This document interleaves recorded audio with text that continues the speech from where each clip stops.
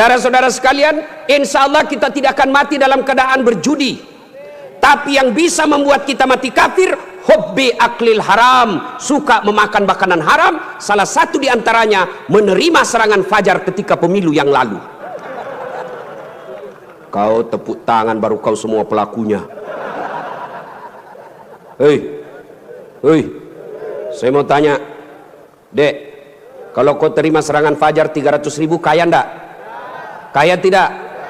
Ibu-ibu, kalau menolak serangan fajar miskin tidak? Miskin tidak? Tapi yang pasti bulan 11 kalau kau terima serangan fajar, itu maknanya kau hancurkan Provinsi Riau yang ditegakkan dan dibangun oleh para ulama. Kalau kau terima 300.000, ibu bapak, yang kau terima 300.000, itu maknanya kau tutup masa depan anakmu yang cerdas untuk jadi pejabat. Kenapa? Karena yang bisa jadi pejabat yang hanya punya duit. Mampu menolak serangan fajar? Mampu? Baru 100 orang. Bisa? Bisa? Ya Allah, dengarlah janji hambamu. Kalau bulan 11 dia terima serangan fajar, buat hidupnya sengsara dunia akhirat. Bos, anak muda, kalau korupsi 70 miliar masuk neraka, rasa-rasanya di dunia dia nikmati. 75 miliar bisa nikmati keliling-keliling dunia. Tapi kalau 300.000 masuk neraka, itu namanya beleng-beleng. Wa qala idzan bismillahirrahmanirrahim. Innallaha wa malaikatahu yusalluna 'alan nabi. Ya ayyuhalladzina amanu sallu alaihi wa sallimu taslima. Sesungguhnya Allah dan para malaikatnya berselawat kepada Rasulullah Muhammad sallallahu alaihi wasallam. Maka wahai orang-orang yang beriman, berselawatlah kalian kepada Rasulullah dengan sebaik-baik salawat. Sadaqallahul azim, maha benar Allah dengan segala firman-Nya. Bapak Ibu saudara-saudara sekalian, teristimewa para tuan-tuan guru yang hadir di tempat ini, terkhusus guru saya Profesor Abdul Somad DESA LC, yang insya Allah dimuliakan dan dirahmati oleh Allah Subhanahu wa Ta'ala. Beliau orang Melayu, saya orang Bugis. Orang Melayu perbedaannya, kalau orang Melayu takut sama istrinya, tidak percaya dengar tadi puji-puji istri, karena siaran langsung ditengok istri di rumah macam-macam, mati dah. Kalau kami orang Bugis tidak takut sama istri, cuma istri lebih berani dari kami.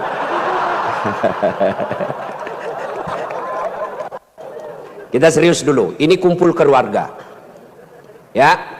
Suatu kali Umar bin Khattab bertanya kepada sahabatnya yang masih muda tapi dia ahli ilmu hikmah, namanya Ubay bin Ka'ab.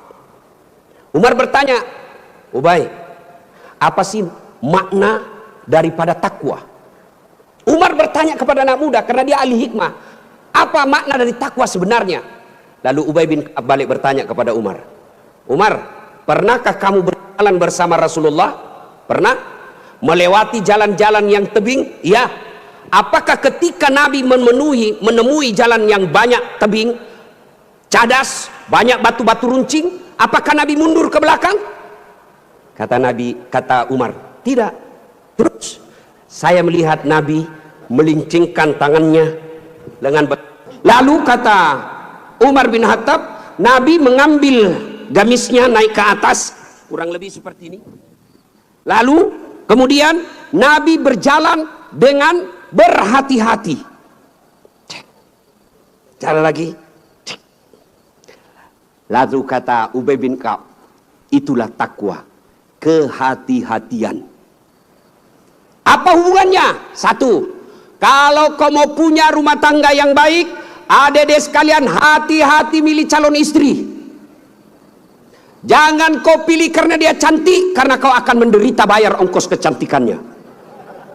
Lalu bagaimana cara pilihnya? Kata Nabi, satu, lihatlah kecantikannya. Ini cantik penting, tapi tidak boleh prioritas. Kenapa? Cantik ada masanya, cantik subjektif. Tanya Ustadz Abdul Somad, siapa yang cantik? Tanya Ustadz Dasat Latif, tentu akan terjadi pertengkaran.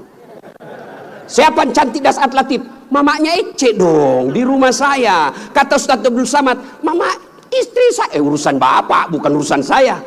Cantik itu menurut si A, cantik menurut si B belum tentu. Cantik subjektif. Yang kedua, cantik itu temporer, ada masanya. Sweet 17, 17 tahun, cantik Masya Allah. Semua kalau dia tersenyum, semua satu kampung tersenyum melihat kalau dia senyum, semua terpesona. Tapi balik itu 17. 71 tersenyum, lari cucunya dikira mau digigit. Iya kan? Cantik penting. Kenapa penting Ustadz? Karena dia hampir 24 jam bersama kita. Baru bangun, ada lagi. Mau makan, dia lagi depan kita. Pulang kantor dakwah, ada lagi sih dia.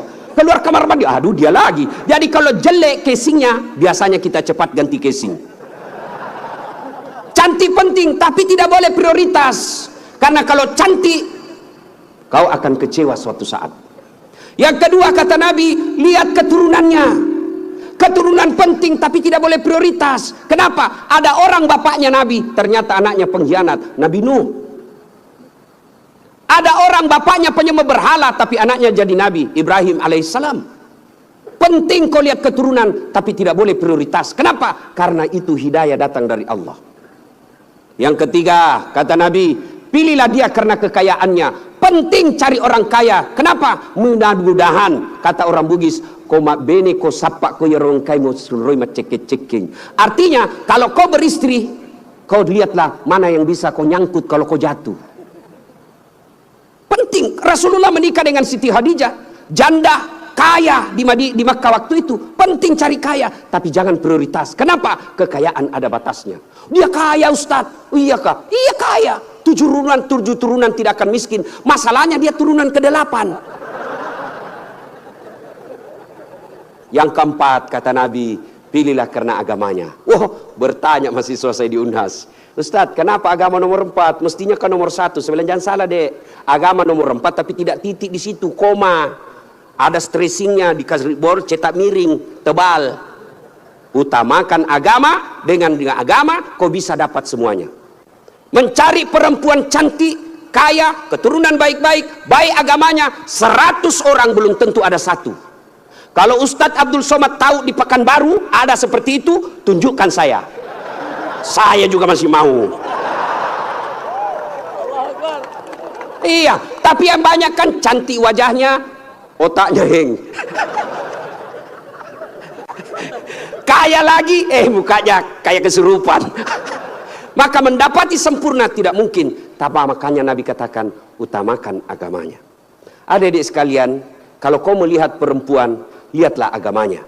Cewek-cewek yang hadir di tempat ini, bapak-bapak yang punya anak gadis, lihatlah agamanya. Gimana cara lihat agamanya?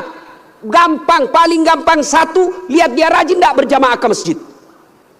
Kalau dia rajin berjamaah ke masjid, lihat dulu masanya kapan. Kalau dekat pencoblosan, hati-hati, bisa jadi itu pencitraan.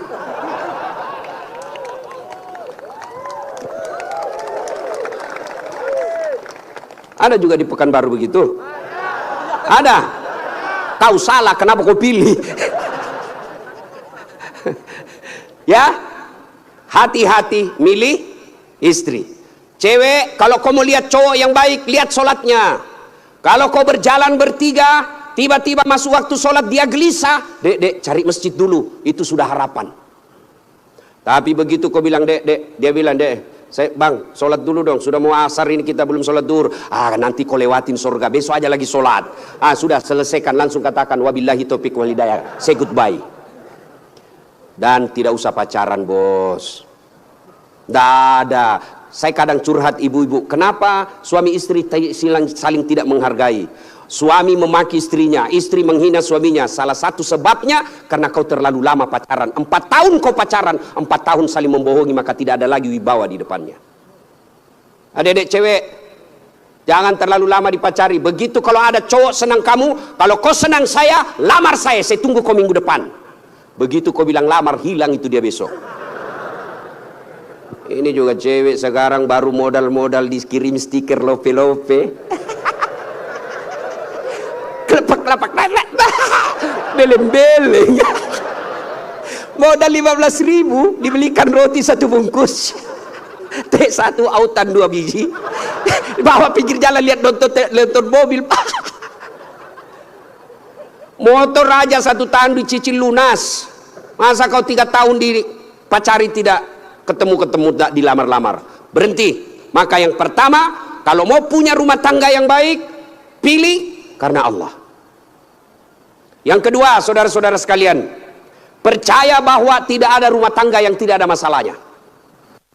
Bohong kalau ada orang bilang tidak ada masalahnya. Bohong. Jangankan kita ini para ulama. Ustaz Dasat Latif, ada pikir tidak ada masalah saya. Besar masalah saya, apalagi setelah viral. Apa masalah saya sekarang paling besar? Banyak janda-janda curhat. Ustaz, adakah doa-doa penenang jiwa? Saya kirimilah doa-doa penenang jiwa. Lama-lama dia bilang, Ustaz, alhamdulillah jiwa saya sudah tenang. Maukah Ustaz menjadi imam dalam hidupku? Saya mohon maaf Bu, saya bukan imam, saya penceramah. Ustaz Abdul Somad, Bapak pikir tidak ada masalah? Banyak masalah aja. Mau kawin lagi takut sama istrinya. Ini semua ini muka-muka penuh masalah ini. Ini tadi ini PJ. Bapak pikir tidak ada masalahnya. Sudah jadi PJ, apa masalahnya? Mau jadi gubernur, mau jadi wakil gubernur.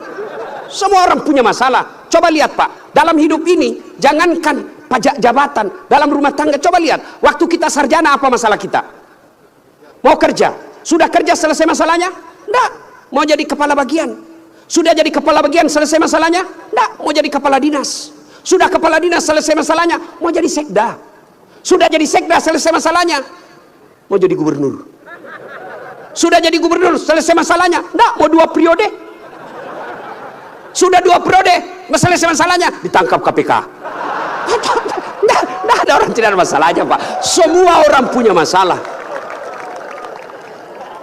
Iya kan? Maka percaya semua orang punya masalah. Adik-adik, kalau istrimu cantik kok kira bukan masalah? Istri cantik digoda orang, masalah. Apalagi kalau jelek suaminya, lebih masalah lagi. Berarti bagus kalau jelek istri jelek dihina orang, masalah. Apa masalahnya? Kita lagi yang malu jalan sama dia. Jalan aja, duluan aja Dek, nanti kita ketemu di gedung. Sampai di gedung mana kau bang? Anda jadi Dek, saya mencret.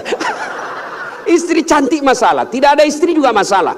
Jangankan kalian, kurang apa mulianya Rasulullah, kurang apa cintanya Rasulullah kepada Rasulullah, sampai Rasulullah dijelaskan, andai bukan karena engkau Muhammad, saya tidak ciptakan dunia dan isinya, karena cintanya Allah kepada Nabi. Apakah tidak ada masalahnya? Allah Karim, belum lahir sudah ada masalahnya. Apa? Yatim, bapak sudah wafat. Lahir baru beberapa hari diambil sama ibu susunya 4 tahun. Kembali ke ibunya 6 tahun sudah wafat. 2 tahun saja bersama ibunya. Ambil sama kakeknya, wafat lagi kakeknya. Ambil pamannya, wafat lagi pamannya. Besar jadi nabi 40 tahun. Setelah jadi nabi, selesai masalahnya, diusir dari kampungnya. Siapa yang usir? Pamannya sendiri. Itu nabi, apalagi kalian yang tukang tipu. Mana ada tidak ada masalahnya? Samping kanan saya ini banyak masalahnya juga Pak. Samping kiri saya Abdul bersaudara banyak juga masalahnya Pak. Maka Allah katakan, Das'at, seolah-olah Allah yang berkata, Das'at, Abdul, kalau ada masalahmu mau jadi gubernur, bukan menjilat, bukan nyogok, tapi apa masalahnya? Kalau ada masalahmu Allah sampaikan, ista'inu bis-sabri was-shalah. Sabar, perbaiki salatmu, saya yang selesaikan masalahmu. Jadi ibu-ibu kalau ada masalah dalam rumah tangga, sabar. Yang kedua, perbaiki salat. Jangan kau curhat di medsos. Tak kusangka kau begitu. Teganian kau. Emangnya kalau kau curhat di medsos, ada yang netizen yang bangun salat tahajud 8 rakaat untuk doakan kamu? Paling dia doakan kamu di status, semoga bahagia ya. Memangnya itu status Tuhan mau baca? Maka begitu ada masalahmu, sabar. Sudah sosialisasi, sudah kampanye, sudah jual tanah, tidak terpilih, sabar. Iya toh? Saya Pak, dulu Pak PJ 2014 ikut juga Pilwali di Makassar. Iya, Kalah? Tidak, cuma yang menang lebih banyak suaranya. Saya tidak mau dibilang kalah, nggak mau, dia lebih banyak suaranya. Andai saja saya jadi wali kota waktu itu, saya tidak tampil di depan Masjid An-Nur ini. Allah kasih yang terbaik. Sabar, yang kedua perbaiki sholat. Nah, dalam rumah tangga pasti ada masalah. Ustadz, jelek suami saya. Sabar ibu, Allah tahu itulah yang terbaik buat ibu. Kenapa? Karena kalau suaminya cakep, suaminya malu jalan sama ibu. Kenapa? Karena ibu juga jelek. Itu memang sudah, ya. Nah, satu makna dari kisah yang saya sampaikan tadi, hati-hati memilih pasangan, hati-hati mengelola keluarga. Yang kedua, hati-hati memilih pemimpin. Hati-hati milih pemimpin. Saya kasih contoh adik-adik sekalian. Dalam berjamaah, siapa saja boleh jadi makmum. Dalam berjamaah, mulai profesor sampai orang awam boleh jadi makmum. Tapi jadi imam, hati-hati. Kenapa? Karena kalau salah imam, kacau sap. Ya toh? Pernah dengar kisah? Di Tesla ini penghafal Quran, anak remaja yang pergi pondok menghafal Quran. Pulang dari pondok, Ramadan, Tarawih, disuruh, nak, kaulah didengar hafalanmu. Dia jadi imam. Begitu jadi imam, tiba-tiba ada cicak jatuh, kena telinganya. Namanya kaget, depresi, stres, hilang hafalan. Dia ingat-ingat apa sambungannya ini. Dia tidak ada, dia lupa betul apa sambungannya ini. Dia lupa betul. Tiba-tiba dia bilang, Pak Imam, tolong bantu di belakang. Dia bilang di belakang, saya juga tidak tahu. Tiba-tiba anak muda berteriak dari belakang sekali, bilang, kalau begitu ya sudah, Allahu Akbar. Siapa yang salah? Siapa salah? Imam. Contoh lagi, ini waktu saya kejadian di kampung, waktu saya masih SD. Sujud imam lama betul. Kenapa imam lama sekali nih? Ada kawan saya sekarang sudah jadi guru SMP di kampung. Dia angkat kepalanya, dia teriak, wih, lenyap imamnya. Bahasa Bugis dia bilang, hilang imam. Wah, kacau satu sama masjid. Ternyata imam hilang, kita tunggu-tunggu lama sujud, tidak bangun, ternyata dia keluar. Selesai sholat ditanya, Pak Imam, kenapa keluar tinggalkan saf? Dia bilang, saya kentut nak. Pak Imam, lain kali kalau kentut, kasih bangun kepala supaya kita lihat kau keluar. Dia bilang, saya sengaja nak, saya malu kau lihat. Nah, siapa salah? Siapa salah? Siapa salah? Imam. Maka hati-hati milih imam. Insya Allah bulan 11 akan datang, Provinsi Riau milih imam. Jangan kau salah milih imam. Kalau kau salah milih imam, kamu, kalau bukan kamu yang dapat, yang pasti anakmu nanti ikut menderita. Ini Riau kan kaya. Saya pergi ke Dumai, gasnya besar, minyaknya luar biasa. Tapi kok masih ada orang Riau pergi jadi tenaga kerja di Malaysia? Banyak kan? Makanya salahnya kalian kalau kau salah milih pemimpin. Pilih yang baik. Kalau ternyata kita sudah ikhtiar pilih yang baik, ternyata mereka berkhianat, serahkan kepada Allah. Maka saudaraku, jangan kau pilih karena dia sekampung, jangan kau pilih karena satu partai, jangan kau pilih karena satu suku, jangan kau pilih karena kau tim suksesnya, tapi pilih yang betul-betul kau yakini bisa menyelamatkan Provinsi Riau. Hati-hati milih pemimpin. Yang ketiga, hati-hati milih teman. Hati-hati milih teman. Teman itu menentukan siapa kita. Itulah sebabnya Nabi mengilustrasikan, kalau kau berteman dengan penjual parfum, maka kalau kau tidak dapat parfumnya, kau dapat wanginya. Kalau kau berteman dengan pandai besi, kalau kau tidak dapat apinya, kau dapat bara panasnya. Kalau Anda bersahabat ulama, insya Allah ulama itu akan menunjukkan kepada kalian yang baik. Cuma sayang, seribu sayang, kita lebih senang bersahabat dengan pejabat daripada para ulama. Kau cium tangannya pejabat, baru 5 menit yang lalu dia korupsi. Mana buktinya? Kalau pejabat mau datang sama kamu, rumahmu kau perbaiki. Kalau perlu horden ganti, makan menu khusus. Begitu kau jemput penghafal Quran, kau jemput, kau kirimi ojek, Grab, rusak lagi stang kakinya satu, setengah matilah kita di belakang tak gantung kaki. Hujan lagi, satu mantel berdua. Sudah sampai, sedikit lagi Ustaz, sedikit lagi. Liga 2 kali tikungan, basah semua kita punya baju. 1 jam kita selawatan, sallallahu ala Muhammad, sallallahu ala, basah semua ketek Pak. Nggak ada kipas angin. Begitu pulang dikasih uang 50.000 dikucak-kucak. Jangan ketawa, saya serius ini. Tapi saya bersyukur Kabupaten Provinsi Riau ulang tahun dengan membuat tabligh akbar seperti ini. Banyak provinsi ulang tahun pesta ngundang artis. Apa kau dapat kalau ngundang artis? Alamat palsu. Kelihatan dadanya, kelihatan pahanya, bajunya kelihatan dada, pendek pula. Enggak juga kau dikasih pegang. Kau dikasih lihat-lihat saya. Jangan ketawa, saya serius ini. Maka kita bersyukur dibawa kepemimpinan Pak PJ Gubernur sekarang ini, ulang tahun Riau bikin tabligh akbar. Sudah selalu tabligh akbar Ustadz, tapi kali ini spesial. Kenapa? Mendatangkan ulama dari beberapa wilayah Indonesia. Saya baru paham tadi mazhab tentang Riau. Memang kalau geografi beliau dan sejarah lulus A dia Pak, Ustadz Abdul Somad. Kalau saya sejarah lulus A-. Alhamdulillah. Ma ibu bapak saudara-saudara sekalian, hati-hati milih teman. Pak PJ, hati-hati milih kepala dinas. Hati-hati kalau bapak jadi pejabat besok-besok, hati-hati milih teman Pak. Teman pejabat itu belum tentu tulus, yang banyak para penjilat. Bapak mau buktikan, rasakan saja 3 hari yang akan datang Pak. Beda sudah temannya bapak Pak. Iya, waktu kita mau rasakan Pak, bedakan rasa waktu bapak masuk rumah dinas dengan meninggalkan rumah dinas. Waktu kita punya jabatan, siapa.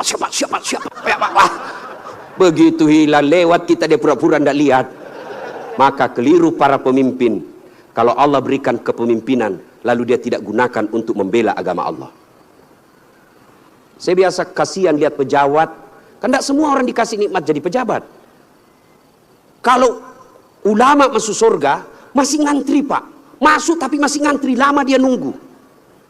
Ulama Provinsi Riau, masuk surga, masih ngantri. Ulama NU, Muhammadiyah, MUI, masih ngantri Pak. Ya toh? Tapi begitu katakan Gubernur Provinsi Riau, masuk surga, tidak perlu ngantri, sendiri beliau. Masuk Pak. Cuma kadang banyak pejabat, bedanya dengan Nabi Yusuf. Nabi Yusuf di penjara dulu baru jadi pejabat. Pejabat kita jadi pejabat dulu. Kau yang bilang kau yang bilang.